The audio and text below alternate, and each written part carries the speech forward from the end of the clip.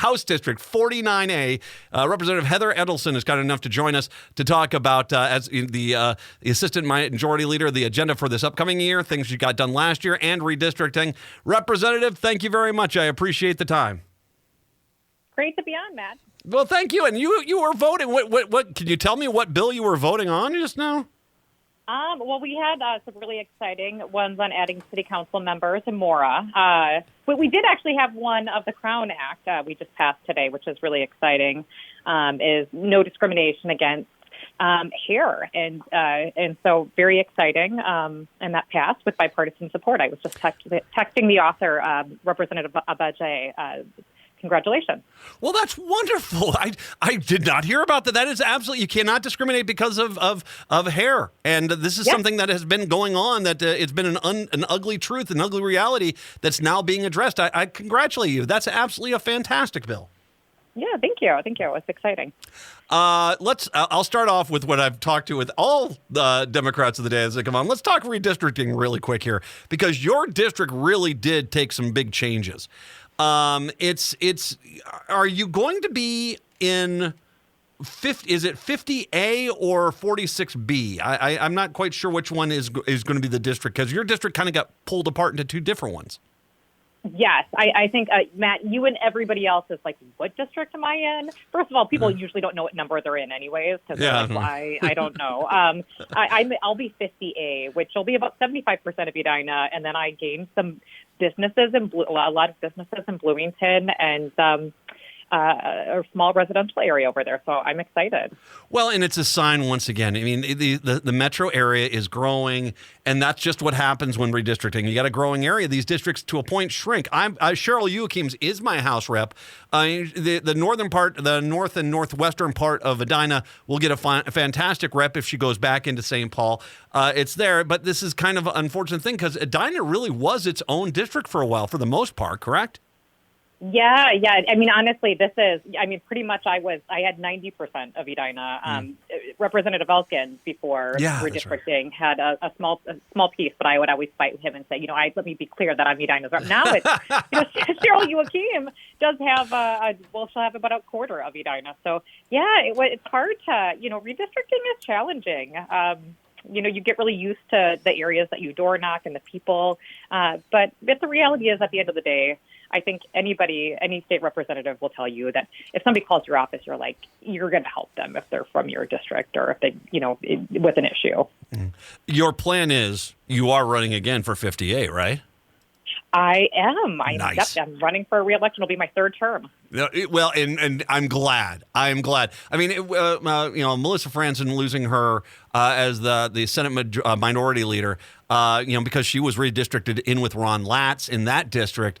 It's a terrible loss. And just, I've also talked to John Marty and Isaacson, who are in the same district. A few other cases. It's tough. This is the other side of it, where you have, two people who are kind of beloved politicians now have to face off with each other. I'm glad, because I don't think you're going to be challenging anyone new there in 58. But let's face it, you're a pretty sensational representative. So I think that's a win-win across the board. I'm not going to disagree with you. I mean, I'll take those compliments. Yeah, with Senator Franzen is actually, she's a friend. I posted about this. So oftentimes when you're at the state legislature, you're there for long hours. You can work. There's a lot of conflict, a lot of negotiation. But at the end of the day, you gain really good friendships with people, because you kind of get rid of all the superficial stuff. And you're just trying to, how are you going to get the deal done for your community? Mm-hmm. And so Senator Franzen and I, she's a good friend. I'm actually having a glass of wine with her tonight, and we're going to celebrate her. She's an amazing person, an amazing representative, our state senator for our community, and she'll be missed in politics. I don't think we've seen the last of her yet, though. I don't think so either, but raise a glass for me tonight for her, because she is pretty sensational. It is also, too, one of the things that is kind of interesting about your district. I have been doing this radio show just here at AM 950 for 12 years.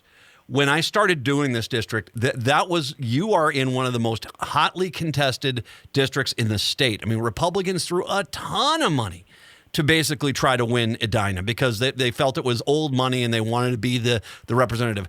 if I'm not mistaken, last election cycle, now we don't take anything for granted here, but last election cycle, the Republicans didn't even run a candidate against you in that race. Is that correct?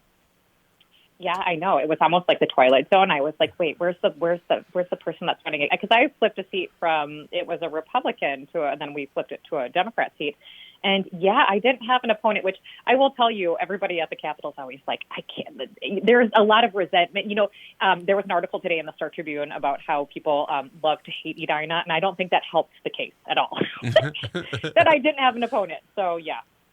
Well, I graduated to Edina in 1986. Thank you very much. Although they're not nearly proud about that. I mean, let's face it. I'm wear and tear on me. But at the same time, no, it's interesting because this is not just Edina. Bloomington, Eden Prairie, Minnetonka. These districts were all toss-up districts 12 years ago, 10 years ago. I mean, I do enjoy the fact you beat Dario and Selma. I mean, my God, that was delightful. But you basically have seen these districts become sacrificed because the Republicans, their message is just so icky, especially when it was back to hating gay rights, fighting against the poor, trying to the things that they were pushing, which were just counterproductive for most of the people in these districts, and there just was something that they just couldn't get on. Now they really have somewhat moved away from this. I'm not saying that they won't challenge you, because I'll tell you what, they'll come after Edina. They want that district, but I think it does show that their message has aged badly here in the metro area, and base is now nowhere near the Twin Cities metro. Absolutely. I mean, I think that's very true.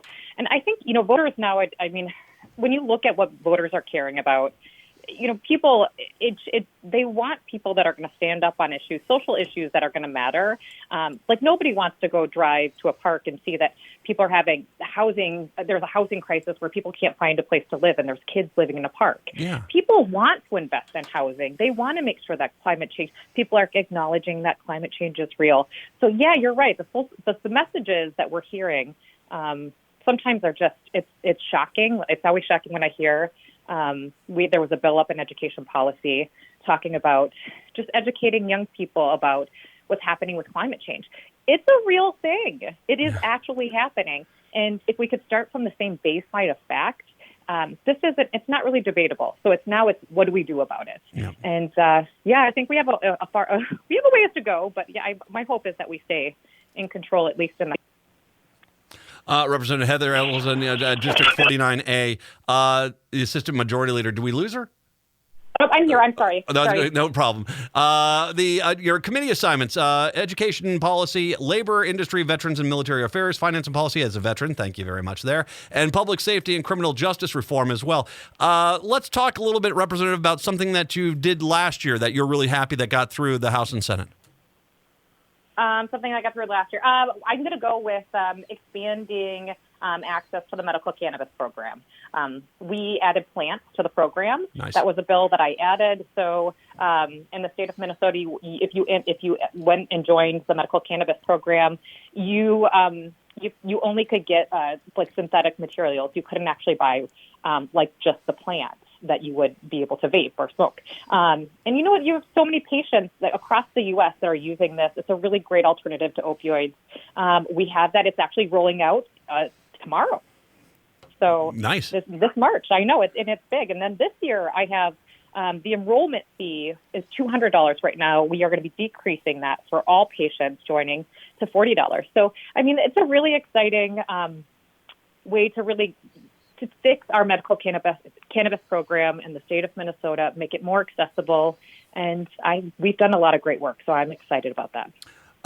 When you look at the upcoming session here, is there any specific bills that you've got? Okay, I want these to be pushed through right now. Oh boy, I do have one on letters. I have a pretty big investment, so it's a literacy investment of about $33 million in literacy. I growing up, I had dyslexia. Two of my sons have dyslexia.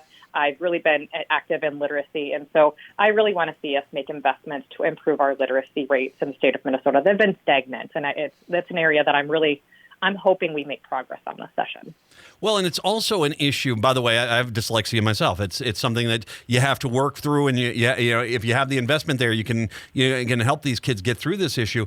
It is a harder sell though. In this day and age of glowing rectangles that every kid stares at, getting kids to read and stuff. I mean, it's one of those things where I think that is such a base skill that does help. I mean, my kids reading as much as they did. There's a reason why they get really good grades, and I think a lot of it goes back to that reading. Starting reading, helping them get the comprehension, helping them work through any issues they have. I think that is so important.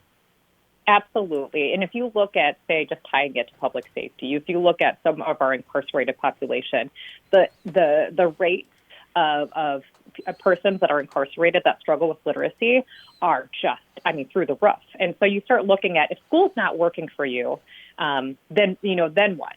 So some of it is just so much that if we just teach the right way, we used to, cite words or trying to teach, memorizing how to learn how to read. We don't need to do that anymore. That doesn't work. And there's phonics and, sounding words out. And that's what we need to do. And I think it really does touch on a lot of people's success in life. And so it will help people that are dyslexic or not dyslexic. Yeah, absolutely. So, yeah. I'm excited about it.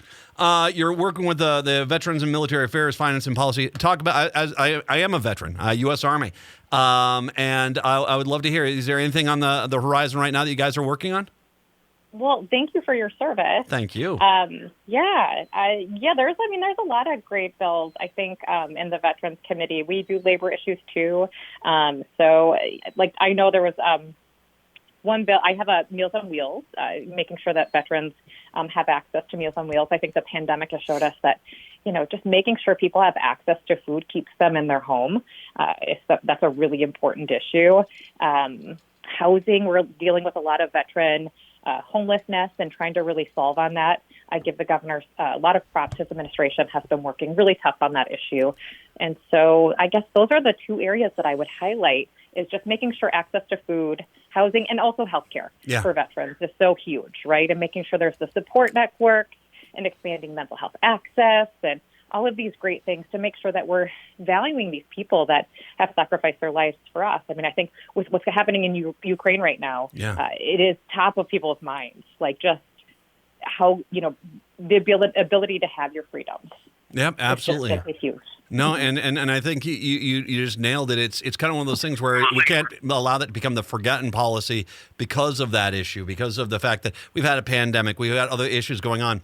It still is top of mind, and there still is a lot of needs there. So I'm glad you guys are working on that. I would be remiss if I didn't mention we got a massive budget surplus right now. I know Republicans just want to give that away to massive tax breaks, but the reality is there is a golden opportunity to fund some real programs across the board right now because of this budget surplus.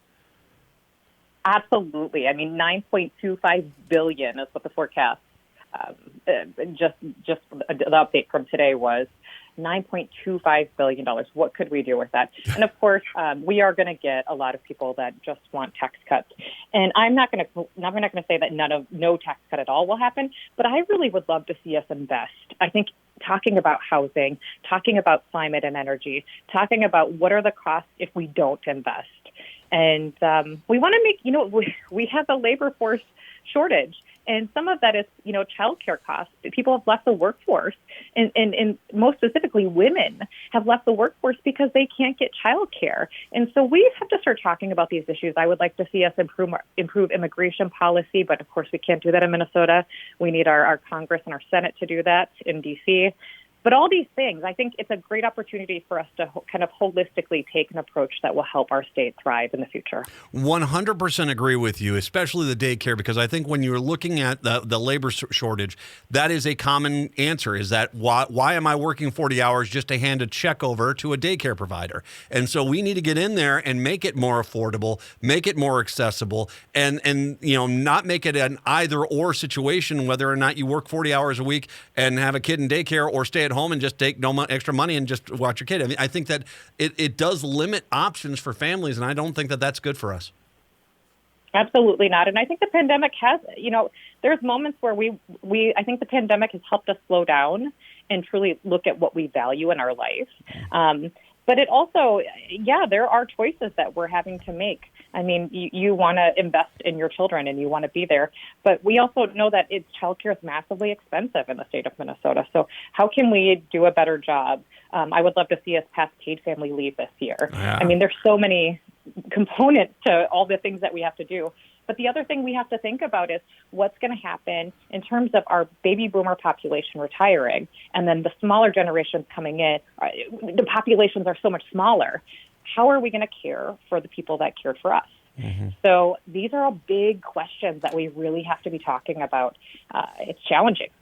Obviously you're going to have a campaign coming up here this fall. If people would like to help out your campaign, make a donation, volunteer, do some door knocking, where should people go find information about you? Yes, HeatherEdelson.com. I have a website. I'm on Facebook. I'm on Twitter. Would love the help. I very much think we try to make politics so complicated, but the reality is politics is about what's happening in people's lives. So everybody is welcome, and would love to have people come and help door knock this summer. I will make sure I put it out there a little bit later on so people can find your campaign. Representative, as always, an absolute pleasure chatting with you. All my best this session, and I hope to see you in St. Paul next year as well. Thanks, Matt. Good to talk to you.